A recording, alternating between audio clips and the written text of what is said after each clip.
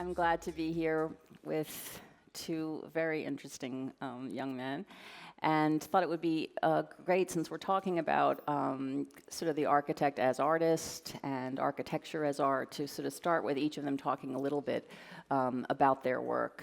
So William, why don't you give us a sense of what you're up to? Okay, thanks. Thanks for having me here.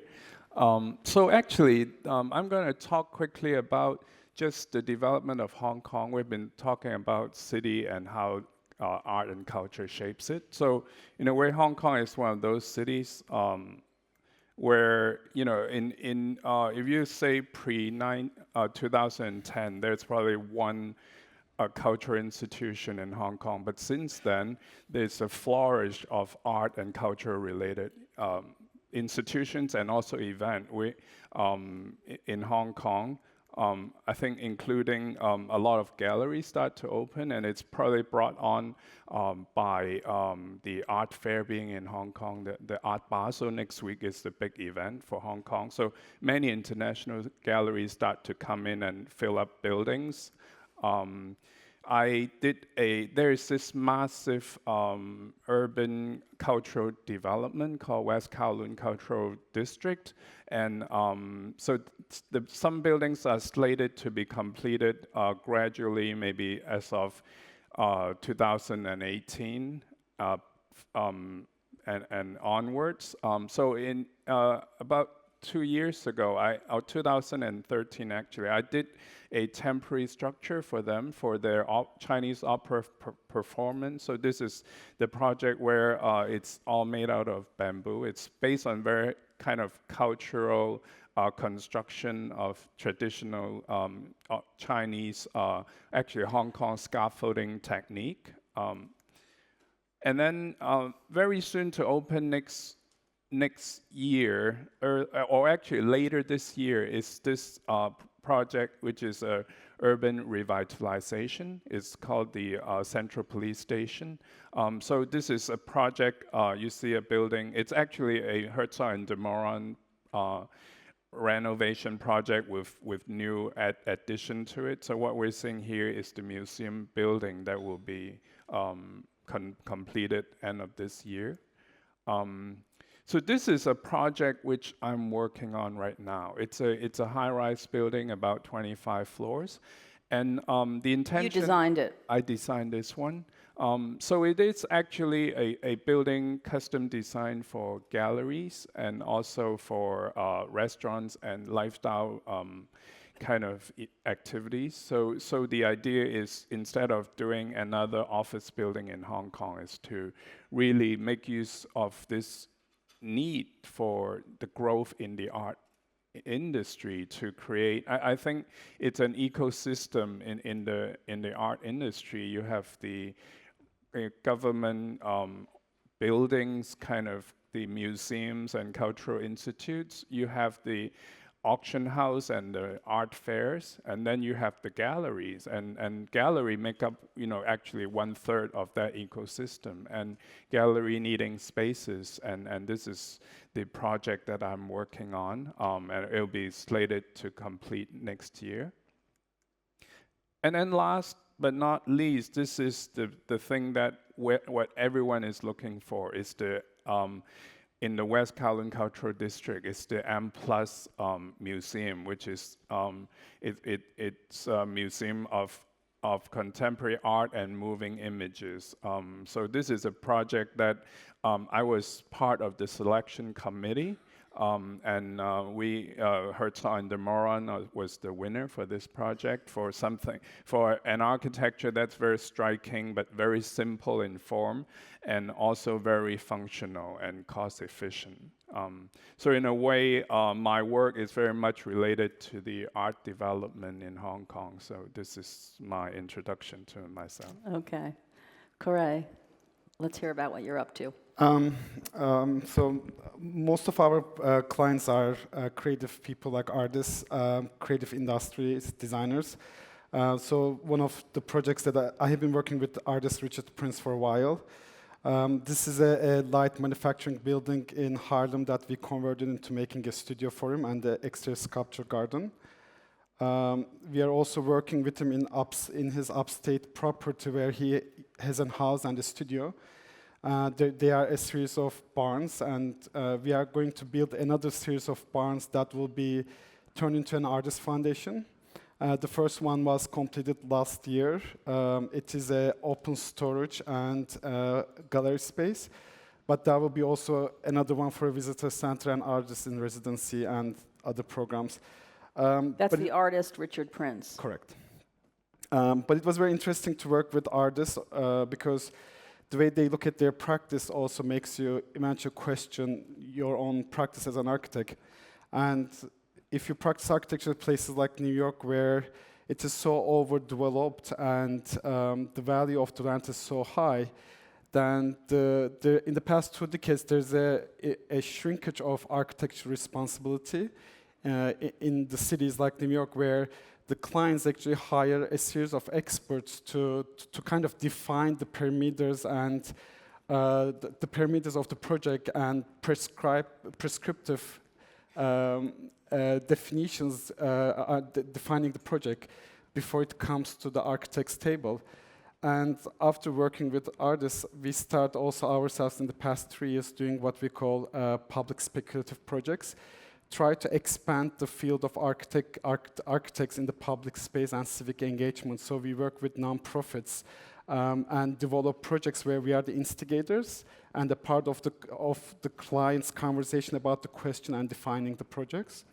So I'm just going to show two briefly projects. One of them is we work with, this is a concept design for Islamic Cultural Center that we did in New York 2 years ago. We worked with a nonprofit called American Society for Muslim Advancement for 5 months. After that research, this concept came about, and it was really looking at the need of the Muslim population in New York and their social congregation spaces. And we look at other religious congregation spaces like Jewish Cultural Center or YMCA, and then create the program for them, and also look for historical Islamic cultural centers and how to bring that horizontal layout into a vertical layout in New York City. So these are the images for that project. Now it became a part of the research, and this design became a part of the package for them to do fundraising for this project. And we just recently looked at parts of Queens and Brooklyn, where with another nonprofit called Design Trust for Public Space. There's 700 miles of ground floor space underneath the elevated freeways and subway lines that is now underutilized. So we took a portion of it and take a look at it and look at it how we can develop this for a place for public and civic engagement. So those are the kind of projects that we do in the office. That one is called Under the BQE, Under right? the BQE. The Brooklyn Queens Expressway. Correct. And in working on your Islamic Cultural Center, you have said that part of the goal of the architecture is to dispel fear-based attitudes towards Islam. How are you aiming to accomplish that? How can architecture sort of combat stereotypes or preconceptions, do you think? Well, the idea on that was that we wanted the building to be open. So all the programs are stuck on top of each other in a it's a box within a transparent box. So all the programs are stuck on top of each other, and there's this inner street between the exterior skin and the interior program, so that you see the life of what's going on inside. That kind of creates an openness about the architecture. But also at the same time, we also wanted to be a form that's surprisingly pleasant. So that being open and surprising is something that we thought that will create a comfort for people to use the building. I mean, wasn't there a comparable project in Lower Manhattan near the World Trade Center site that was doomed because it was so controversial and a kind of a lightning rod for the neighborhood? Was that a cautionary tale for you and made you a kind of a daunting assignment? I think in that sense, it was again a developer, a Muslim developer who wanted to, from top, import a project directly into where what we did with this nonprofit is that we actually look at what are the needs of not only the needs of the Muslim community, but also what are the needs of the neighborhoods in New York City. A part of that project, for example, is a sports center at the top of it. and other programs that the neighborhood can use as well. So it was more trying to build it from bottom up rather than importing it. It's kind of like, a strange spaceship. I see. So far, so good in terms of approvals? So, yeah. Okay. When will we see that finished?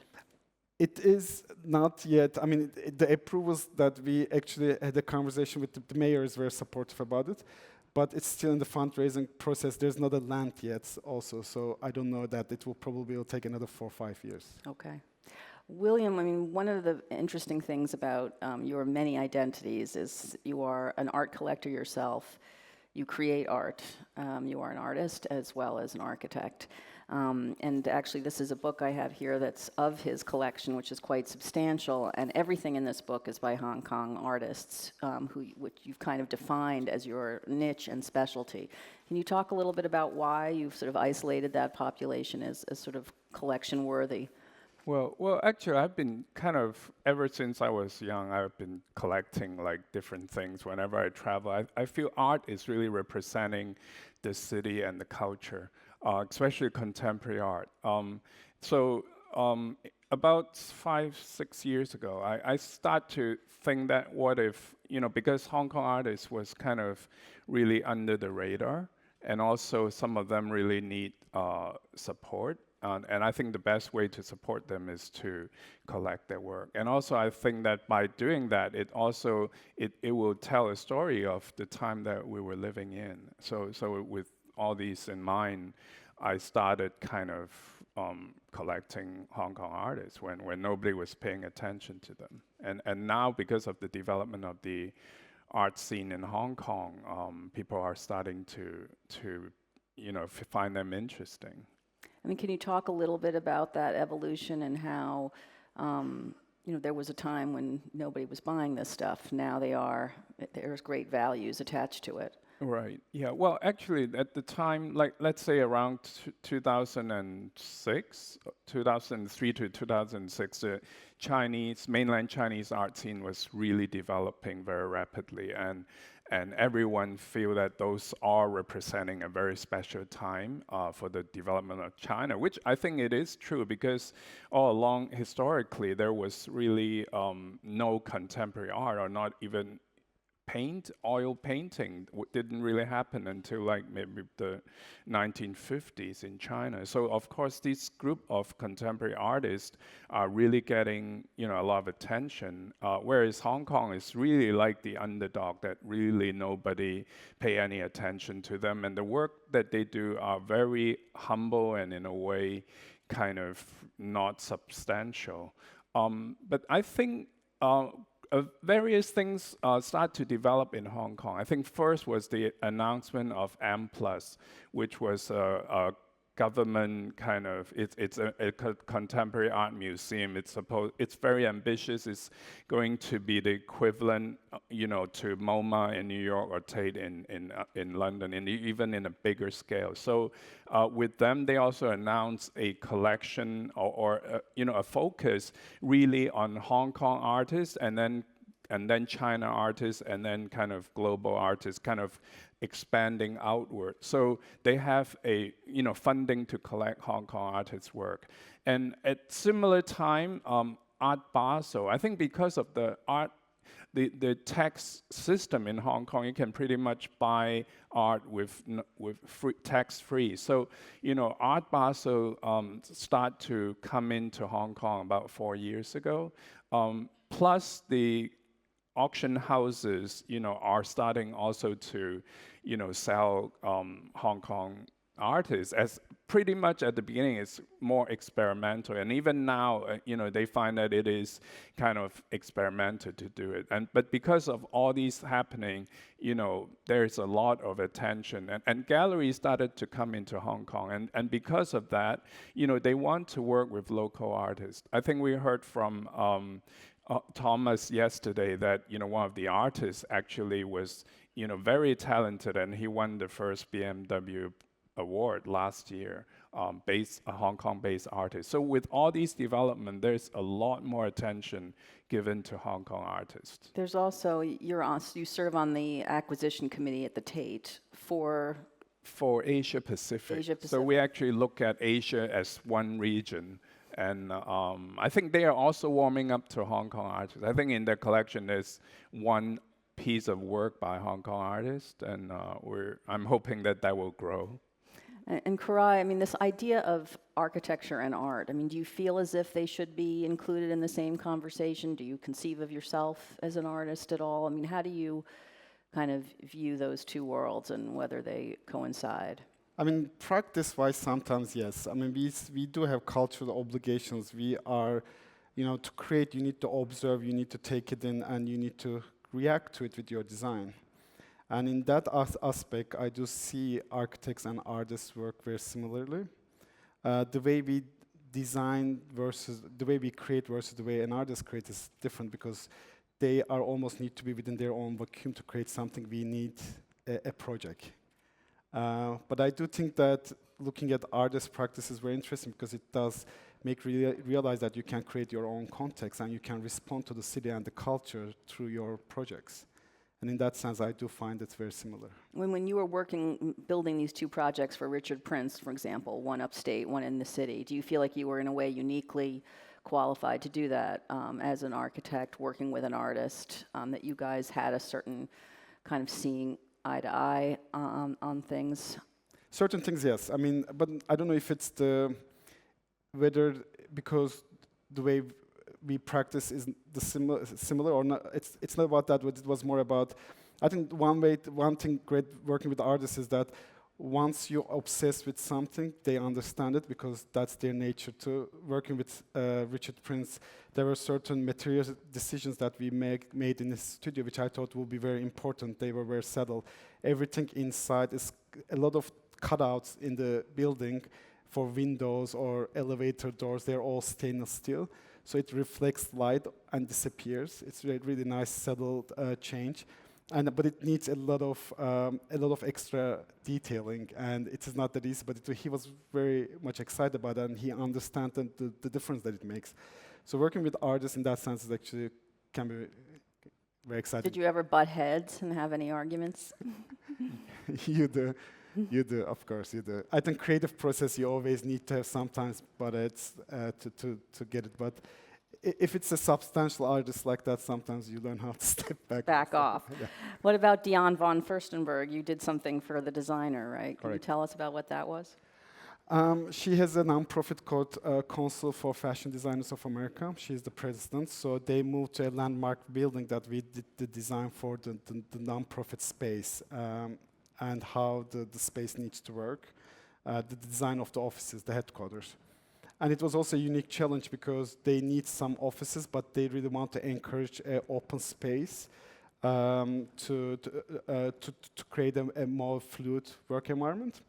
How do you create defined spaces without enclosing and still feel like an open space was something we need to figure it out. So in that one, another, a difficult design solution was we created a glass box within an exterior perimeter, and she was also again the concept, the idea of a project, working with the creative people like that, they immediately get it. So that part was really exciting. William, you were telling me about how hard it is for a Hong Kong artist, even very recently, in terms of just supporting themselves and your sense of responsibility as a collector to kind of sustaining them. Can you talk about what their experience has been like and kind of elaborate on how difficult it's been? Yeah, well, actually, I mean, like I said, until recently, there is really no market for Hong Kong artists. So a lot of them, in a way, some of them don't even tell their parents that they were studying art in university.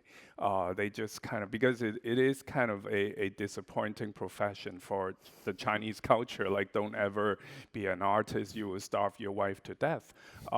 So when they graduate, a lot of them find jobs in maybe graphic design or something related, and then maybe 4 or 5 of them might rent a small space, 800 square feet, and share it as a studio, and they just kind of create work as almost like a way of living, as a hobby and interest, rather than having, you know, it as a commercial value. And that really went on for quite a long time. And I, you know, the first few works that I collected, I have to go to the artist's studio and look at their work. And because of the limited space, a lot of these work are small, or they are folded, or they are in a series, so that they you know, so in a way that their work is also confined by the space they have to create it. Questions? Let's have some of them. Yes, sir. You can project until a mic. He's on the, yeah, there he is. Good morning. Malcolm Redding, I'm an architect, and I'd like to thank you for the presentations, particularly Kurei's insights into working with a client. But my question is for Mr. Lim. I think I'm right in that the cultural projects that you showed in Hong Kong have all been the result of an architectural competition, or most of them have. Would you like to say a few words about why Hong Kong went for competitions, and does it increase the diversity and creativity of the solutions? Thank you. Okay. Yeah. Well, actually, if I take, for instance, the West Kowloon development is a major thing we're focusing on right now. And if I take the M+ building, it was a design competition because it was run by it is a project run by the government. So in a way, they need to, you know, make it very transparent and very open. And the best way to do it is probably to go for a competition. We're very fortunate when I was on the M+ selection committee, and for that particular project, we're very fortunate that there is two packages that you open up. One is based on design merit, and then the other one is based on cost. Now, Hong Kong also has other kind of competition where it is kind of, it's not the kind of building you want to do, because they lump the building design with the contractor as a full package, and a lot of time they look at the bottom line is the cost, and those could be very disappointing design competition to enter into. So this particular M+ is a very good example. But then there are other projects like the other one, the Central Police Station, that the other Herzog project that I showed, that I don't think it went through competition because it was a non-government organization. So they pretty much can appoint an architect that they feel is competent for the project. Other questions? Yes. Mr. Lim, thank you very much for your presentation. But I have a question for Mr. Kurai. This is Aristoteles from the Museum of Islamic Art. I found your projects very interesting, especially the one on the Islamic Center in New York.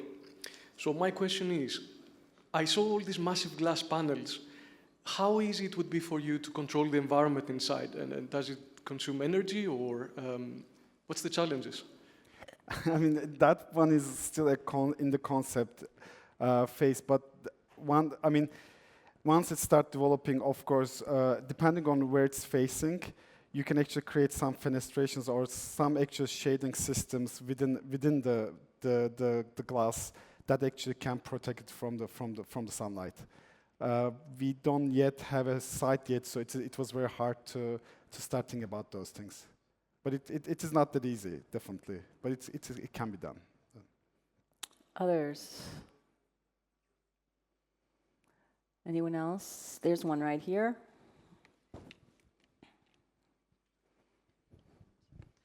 Thank you very much for your presentation. I have a question to both panelists regarding creating art within an environment or in a politically sensitive environment. William, you were talking about a great challenge of your artists within Hong Kong, and Kurai, you're talking about within the context of New York. And for very different reasons, your artists or in your community, you face different kind of political challenges, from Hong Kong possibly being more restricted because of the connection with mainland China right now, or artists maybe operating in fear, and William, in New York, you might see a different kind of fear because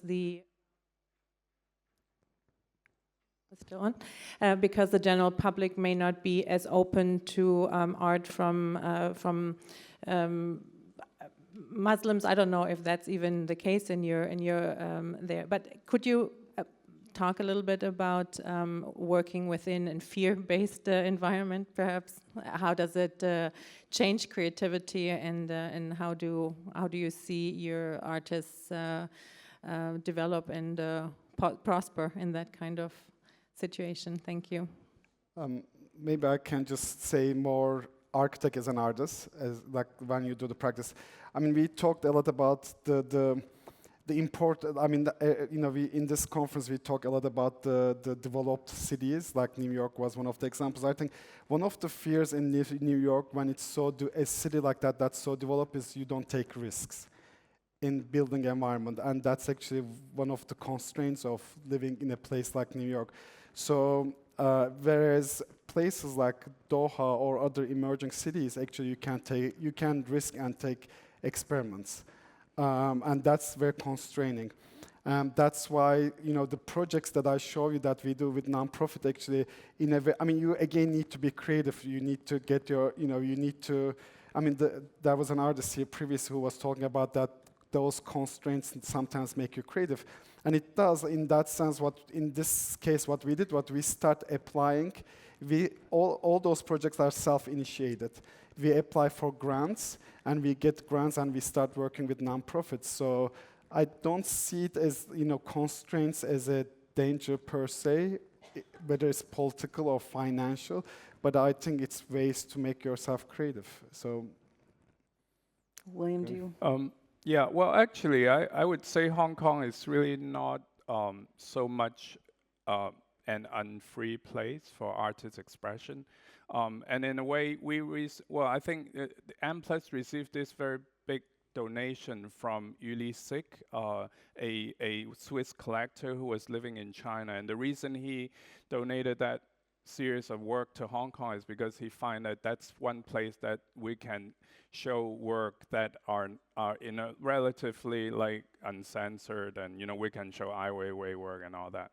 But last year, actually, we have the umbrella movement in Hong Kong, and although it politically you can interpret it different ways, but creatively, I think one thing that's very interesting that came out of it is people find there were people that create these, you could say art, they're real artists, or sometimes it's just somebody spontaneously doing something to express themselves, and in a way what that came out is, in a way, you feel certain political situation actually,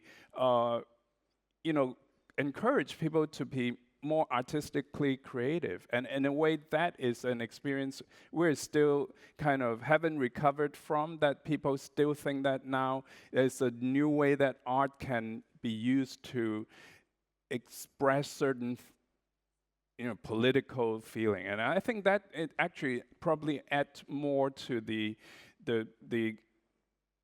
kind of the total art creative environment in Hong Kong, which I think is quite interesting. Okay, thank you both for coming, and thank you all. On to the next panel. Appreciate your time. Thank you very much to Robin, Corey, and William.